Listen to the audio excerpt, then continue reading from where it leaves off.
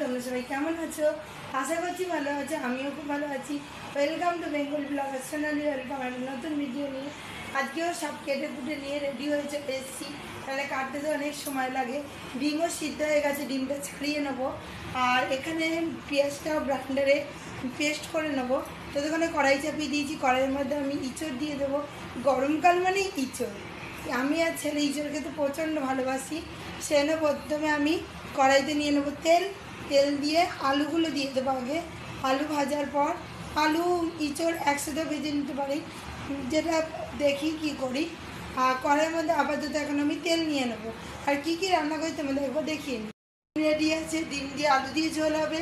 কড়াইও ready আছে, এখানে এনে পেঁয়াজ রসুন নিয়ে নিয়েছি, পেস্ট বানাবো।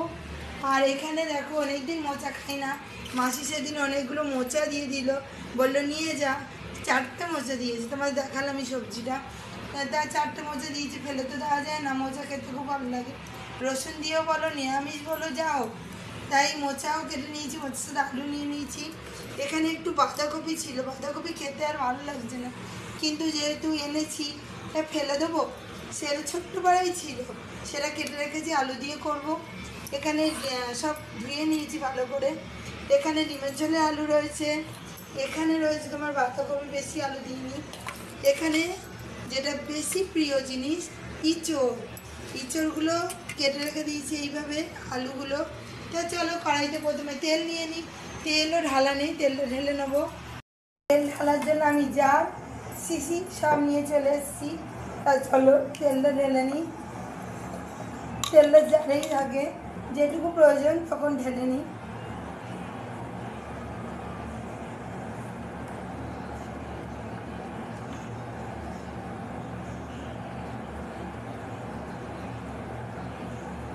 এবার তেল ঢালার সময় কথা বলা যায় না, যদি তেলটা পড়ে যায়, ওই জন্য আর কথা বলি না তেল ঢালার সময়।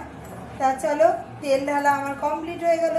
এবার কড়াই তো গরম হয়েই গেছে, কড়াইয়ের মধ্যে চলো তেলটা দিয়ে দিই।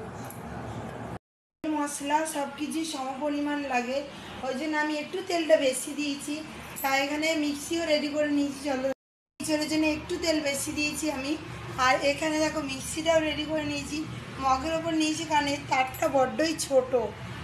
আর এবার চলো, এটা তো এক হাতে নেওয়া যায় না, এই জন্য ক্যামেরা একটু অফ করতে হবে। পেঁয়াজটা নিয়ে নেবো, তারপরে আবার দেখা হচ্ছে। গ্রাইন্ডারে পেস্ট করতে করতে কড়াইতে তেল গরম হয়ে গেছে, ওই জন্য আমি দিয়ে দেবো এবার গোটা জিরে। গোটা জিরে তো দিতেই হবে, গোটা জিরে দিয়ে দিলাম। গোটা জিরে একটু চড়বড় চড়বড় করে ফুটে লাল লাল কালার হয়ে আসবে, তখন আমি এই ইঁচড়ে আলু আর ইঁচড়টা দিয়ে দেবো। তেল পুরো গরম হয়ে গেছে, ওই জন্য দিতে সাবধানে দিতে হচ্ছে। প্রথমে আলুগুলো দিয়ে দিলাম, এবার আমি ইঁচড়টাও দিয়ে দেবো। ইঁচড় খেতে বন্ধুরা পুরো মাংসের মতো লাগে। আজকেও 5টে ইঁচড় পুরোই করে নেবো। ওদিকে ইঁচড়টা ভাজা ভাজা হতে থাকবে, ততক্ষণ তো পেস্টটা বানিয়ে নিয়েছি। কতটা কি হয়েছে দেখি, একটু জল দিয়ে দিতে হয়, নাহলে পেস্টটা ভালো মতন হয় না। ওই জন্য আর একটু সময় একটু জল দেবো, দিয়ে আর একটু ভালো করে পেস্টটা বানিয়ে নেব। ততক্ষণ আমি ডিমটাকেও ছাড়িয়ে নেব। এর মধ্যে দেখো বন্ধুরা, এটা যেহেতু দুভাগে পেঁয়াজটা রাখবে, ওই জন্য একটুখানি পেস্টটা ভালো মতন করতে হবে। পেঁয়াজগুলো এখনও গোটা রয়েছে।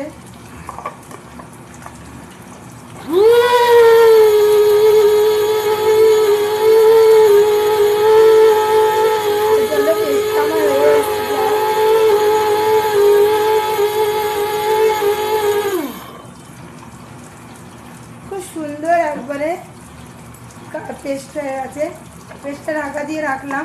এটাতে যখন ভাজা ভাজা হতে থাকবে, আমি ডিমগুলো ঝটপট করে ছাড়িয়ে ফেলবো। হয়ে গেছে, আর এখানে ইঁচড় মশলা দিয়ে দিয়েছি, পেঁয়াজ রসুনটা পেস্ট বানিয়ে নিয়েছি বললাম। আর এখানে ডিমের ঝোলে মশলাও রেডি আছে। আর এটা কষানোর জন্য এই মশলার জলটা দিয়ে কষিয়ে নেবো। আজকে আর চিংড়ি না, আজকে এমনি টমেটো দিয়ে দিয়ে তৈরি করছি। এটাও কিন্তু খেতে দুর্দান্ত টেস্টি হয়, শুধু বেশ ভালো করে একটু কষিয়ে নিতে হবে। কালারটা দেখো, এমনি নামের গাছ খাসি, গাছ পাঠাও বলে অনেকে, আর খেতে কিন্তু খুব ভালো হয়, দারুণ টেস্টি। বেশ কিছুক্ষণ ধরে এটাকে নেড়ে চেড়ে আমি কষিয়ে নিতে হবে।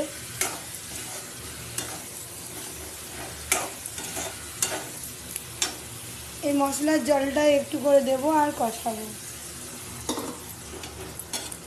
সব কিছু কষানোর ওপর ডিপেন্ড করছে। তারপরে মশলাও কৌটোর ফাঁকা হয়ে গেছে, মশলাও ঢালবো, মিক্সিটা মুছবো, অনেক কাজ আছে।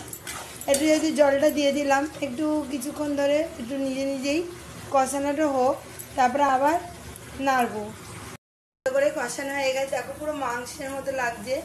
এবার এটা আমি কুকারে একটু দিয়ে দেবো স্টিম মারতে, তাহলে কী হবে, তাড়াতাড়ি হয়ে যাবে।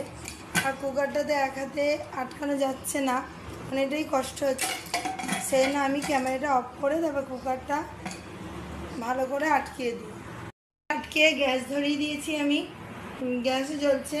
আর এদিকে আমি কড়াইতে তেল নিয়ে আবার চলে এসেছি, ডিমের ঝোলটা চাপাবো।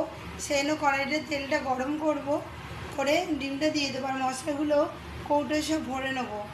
তারপর বাকি থাকবে বাঁধাকপি আর মোচা। আর প্রথমে ডিমের ঝোলটা আর ইচ্ছাটাই করে নেবো। চলো, তেল গরম হয়ে গেছে, ডিমটা দিয়ে ভালো করে ভেজে নিই। ছেলের জন্য ভাতও বেড়ে নিয়েছি, দিয়ে দেবো। আর এখানে দেখো ডিমের ঝোলটার কালারটাও কিন্তু খুব সুন্দর এসছে। ভালো করে কষানো হয়ে গেছে, চারিদিক দিয়ে তেলও ছেড়ে গেছে। এবার আমি পরিমাণ মতো জলটা দিয়ে দেবো, দিয়ে এবার কিছুক্ষণ ধরে ফুটবে, তাহলেই ডিমের ঝোলটা রেডি। একটু ফুটতে হবে, আলুগুলো সিদ্ধ হবে, কাঁচা মশলার গন্ধটা দূর হবে, তারপরেই ডিমের ঝোলটা রেডি হয়ে যাবে। হয়ে গেছে। আর এখানে অনেকদিন পর মোচা করছি, মোচাও চাপিয়ে দিয়েছি, দিয়েছি হিং আর গোটা জিরে দিয়ে মোচা চাপিয়ে দিয়েছি। মোচাটা ভালো করে ভাজা ভাজা করে নেবো, তারপরে মশলাপাতি অ্যাড করবো। আর ইঁচড়টা ডিমের তরকারি সব হয়ে গেছে। আর রাতের জন্য ভাত করে নিয়েছি, ভাত বসিয়ে দিয়েছি, এই দুটো তরকারি হয়ে গেলেই হয়ে যাবে। বন্ধুরা চলে গেলাম মেয়েকে স্কুল থেকে আনতে, স্কুল থেকে এনে আবার সঙ্গে সঙ্গে চলে গেলাম পড়তে দিতে। তা পড়ে টড়ে এসে এই রান্নাবান্না আবার নতুন করে চাপিয়েছি, বাসন করা ছিল মেজে নিলাম, তরকারিগুলো করলে তাহলেই হয়ে যাবে রাতে আর দিনের কাজ। বন্ধুরা, ভিডিও আমি এখানেই রাখছি। আমার ভিডিও যদি ভালো লেগে থাকে অবশ্যই চ্যানেলটা সাবস্ক্রাইব করবেন, লাইক কমেন্ট শেয়ার করতে ভুলবেন না। কাল আবার নতুন ভিডিও নিয়ে খুব শিখে আসছি। তো সুস্থ থাকবেন, ভালো থাকবেন, সবাইকে ভালো রাখবেন, বাই।